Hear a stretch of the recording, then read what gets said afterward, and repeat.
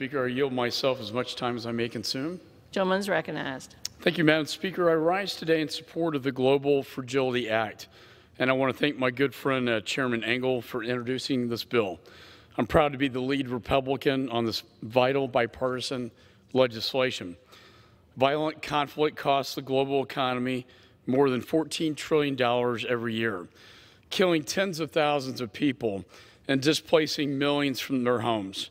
In the past, the United States has been investing billions of dollars to stabilize fragile states and conflict areas, often with little to show for it. We are successfully militarily.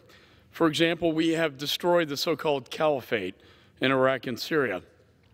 But as former Secretary of Defense James Mattis once said, the more that we put into State Department's diplomacy, hopefully the less we have to put into a military budget as we deal with the outcome. Simply put, he said, we need to be more effective in helping to prevent conflicts before they erupt. And that's what this bill is designed to do.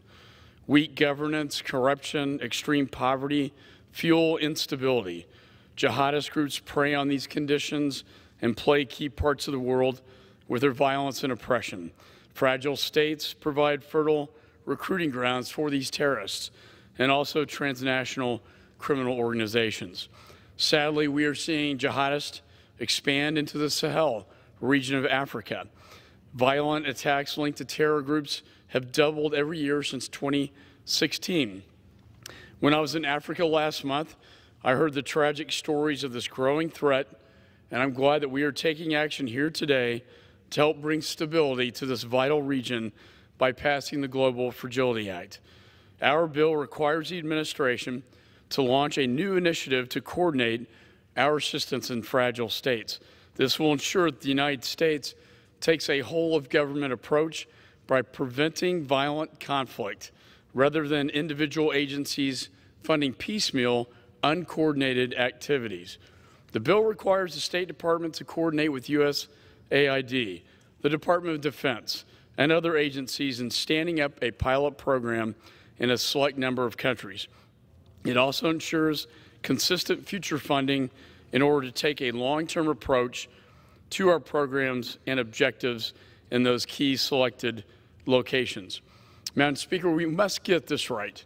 We are seeing unprecedented levels of instability, displacement, and humanitarian needs around the world. In Syria, Venezuela, Yemen, the Sahel, South Sudan, and elsewhere.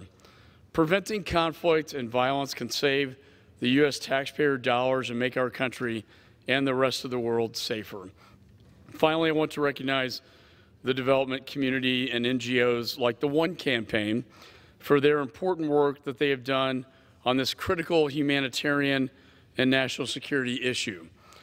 They have been extremely supportive of this bill, and we look forward to working with them to get to final passage.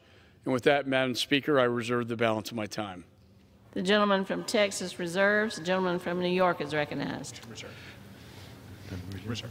I reserve.